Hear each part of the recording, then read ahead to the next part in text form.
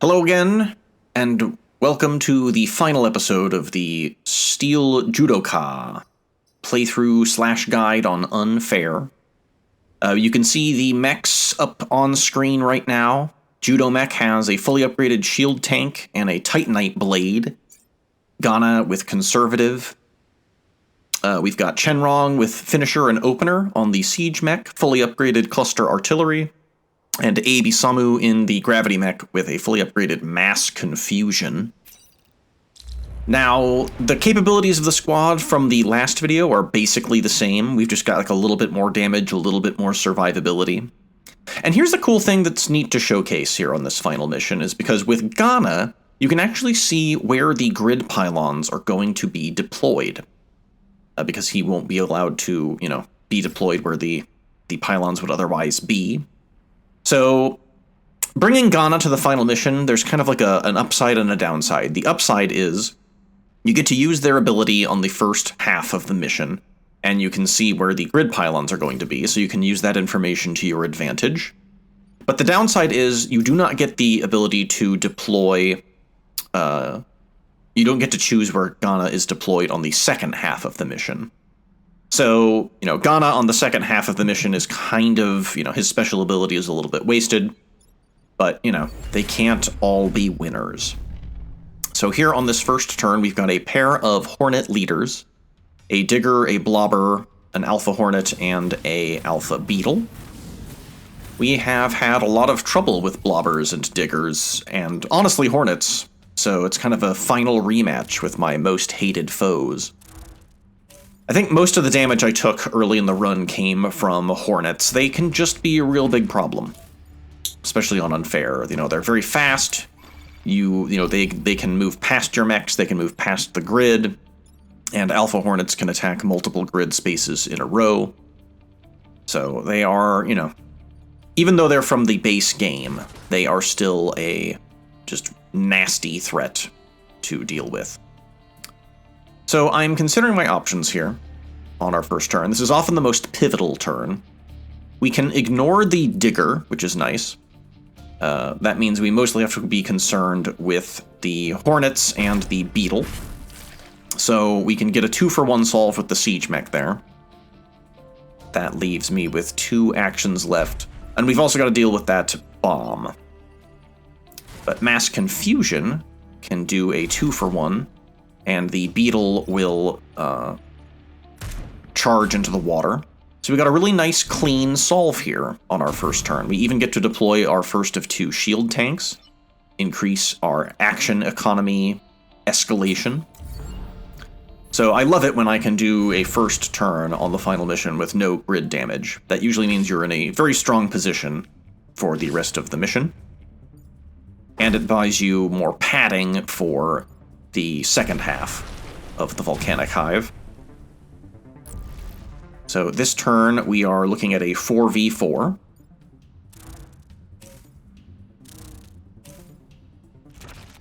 And we've got to address 3 problems. We are fortunate in that the Blobber Bomb lands on an instant death tile. So we've got 4 actions to deal with 3 threats. And again, we get a nice 2-for-1 from the Siege Mech. And one of the Hornet leaders is out of commission.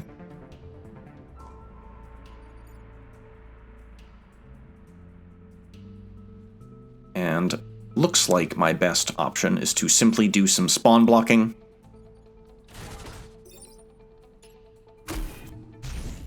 Well, we can just get rid of the Digger with the Gravity Mech. Good stuff.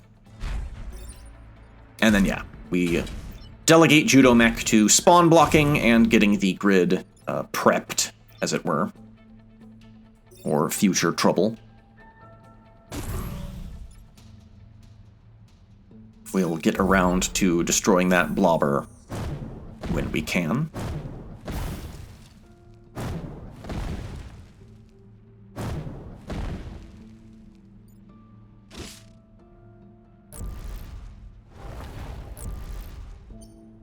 The nice thing about the Volcanic Island, when you're playing as Steel Judoka, is that you get a lot of the classic Vec that are, useful to weaponize against their fellows. You've got fireflies, you've got beetles. These are all, useful to try and turn against one another. Not sure if I get many opportunities to do that, as we are late in the run and have acquired lots of other powerful options, including the Titanite Blade, which we just witnessed wipe out 2 Vec for us. And yeah, we don't even have to worry about the Blobber Bomb right now, because the grid is shielded.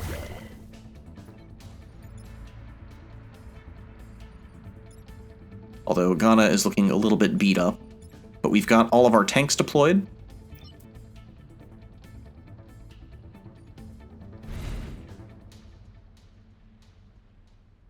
I want to try and get the shield tank closer to the center of the board so it has better options with which to defend. And I think I do a cute little maneuver here. Just do some spawn blocking with Abe.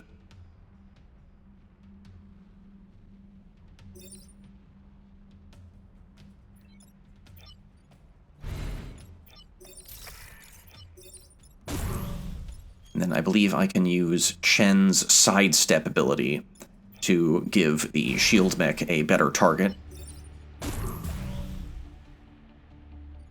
Not that it's probably going to be that necessary, but you never know when you might need an extra, body block or something of that nature. So it's our final turn. We are up against a crab and that rooting, tooting blobber. We should have more than enough of an action advantage to finish off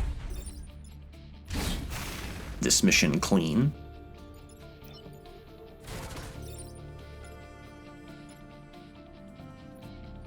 And then I even elect to maneuver Abe in such a way as to get a more XP. And he levels up for the final time, getting plus 2 HP. We'll take it. That's a really tanky gravity mech over there. I think it's got about 7 HP with the armored trait. He can take a serious bruising. And we are in good shape. Full grid defense and full grid health going into the second half. Yeah, my final score for this run was the lowest so far of the 3. I scored a little bit less than even my initial Riftwalkers playthrough. But it happens, As I mentioned, I think, in the first video of this series, I struggled a little bit to get a good run to showcase. I'll be, experimenting with more format ideas and things like that in the near future. It just takes time. So we've got 2 Hornets, a Hornet Leader, a Crab, a Beetle, and a Scorpion. We were fortunate to have the second leader spawn get crushed by the Renfield Bomb. So it was a small little RNG mercy there. And it is the first round. I'm checking to see what we can do with mass confusion, potentially. But I don't think that was the right choice. Instead, getting that crab. That's a fun misclick right there. Whoops. So I waste my temporal reset. Whoopsie daisy. There we go. I can actually target the thing I wanted to target. It's being a silly goose. And then with the Siege Mech, I believe I can get a really nice 3-for-1. I can knock the enemies aside.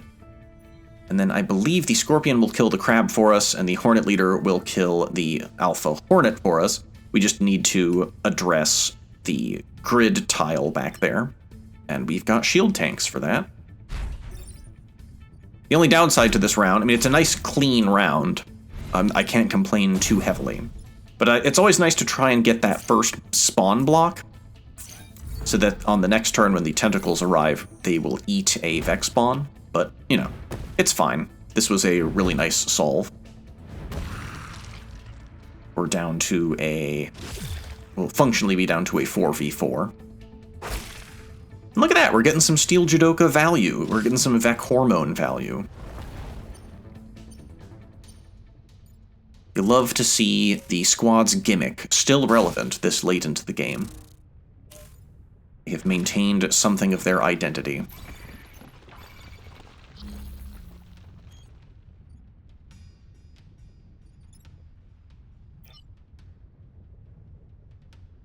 So we need to address 3 threats to the grid, and 1 threat to the Renfield Bomb. There's a bit of a misplay here. I should have used the shield mech to shield the grid pylon that Scorpion was targeting. Instead, I was a little bit hasty.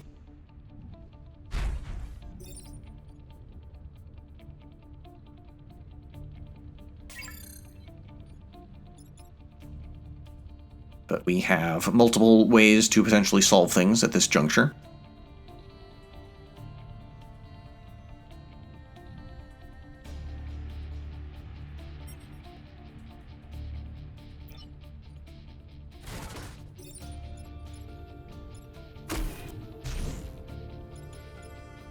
Gonna do some more classic Steel Judoka strats.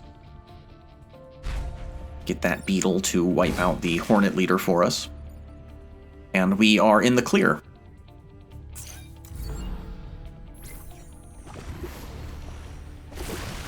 Our next turn, we've got this, we're beginning to do that aggressive spawn blocking that I'm so fond of. So on our next turn, the penultimate turn of the run, will be at a 2v4, my favor.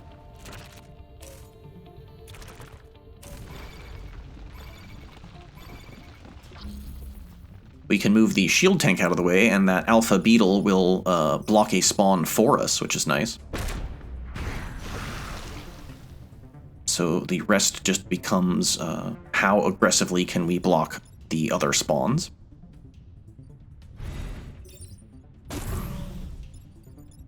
And the answer to that is quite aggressively. Comfortably so. This was, sometimes the final mission can be a harrowing experience. This was a nice and relaxing little mini vacation for the Steel Judoka. Judoka. Apologies that I'm inconsistent with my pronunciation.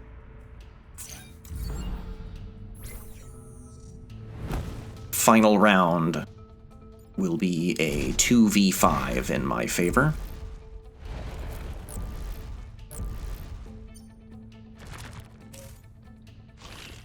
And wouldn't you have it, but that's basically GG. We could send it right now, but, why not? Just make it clean.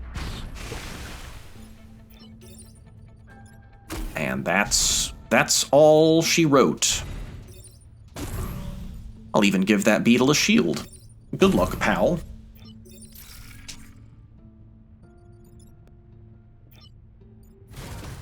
And I'll light Chen on fire for no reason. I mean, the whole place is about to be destroyed by the Renfield bomb, so it's all good. But that was a interesting little run. I was happy with how it turned out. I liked that I was able to do a better showcasing of the power of, a conservative pilot with the deployable tanks. But the Steel Judoka is just one of my favorite squads, honestly. It's a fun one. It rewards a style of play that if you can, take the lessons and use them with the other squads, especially squads that have good forced movement, it will improve your overall gameplay. So, final score 37,022. Not bad. But that is it for this run. Hit that subscribe button, smash the alert bell, hold the algorithm hostage, as they say. And we will be doing more goofs and spoofs in the near future.